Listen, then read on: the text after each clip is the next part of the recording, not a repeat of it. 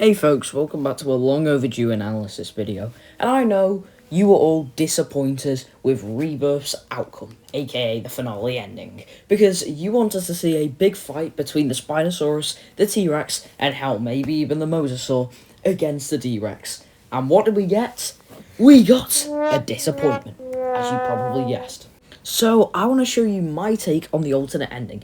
It's basically the previous cut, but just with a tiny bit of changes, just a few, considering the main fight, which, let's be honest, who gives a crap about the humans? I only care about the dinosaur fight. Instead of the D-Rex shows up, Duncan sacrifices himself, yeah, I'm going to have that as the spine for the alternate ending. Instead of him surviving, though, he will die. Yeah, spoiler alert. And as a quick disclaimer, I would still have Martin Krebs die at the end. So let's begin. Duncan volunteers, as in the actual ending, and he lures the D-Rex over to the water and away from the raft. Duncan also uses a flare, which is like, a throwback to the original Jurassic Park when Alan Grant uses the flare. And then Ember charges and intercepts the D-Rex, biting at it. Yet, this is where the first fight begins. Ember's presence here is supported by production notes and character placement in the Rebirth materials, original that is. The pair clash through bush toward the shoreline. The creature resists and knocks Ember over though, however Duncan produces a secondary flare and shoves it right into the D-Rex's eye, which blinds it, angers it, and knocks it back towards the water. Ember, although injured and relentless, slams the D-Rex and forces it out onto the sandbar. The D-Rex fights to hold ground. Ember's final push comes from the other side, forcing the hybrid back towards the lagoon. Like two queens of different islands, Ember and the D-Rex trade everything on the sand.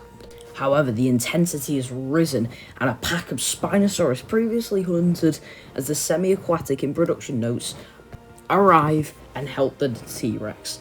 The D-Rex fights put the beach encodes under the brawl. The main cast leave, and the camera lingers on Duncan's face as he is mortally wounded and begins to bleed out, as roars reverberate.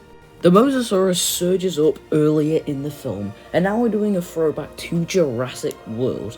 It seizes the D-Rex by the neck and drags it beneath the waves. In the same brutal cinematic fashion, the Mosasaurus killed the Indominus in Jurassic World.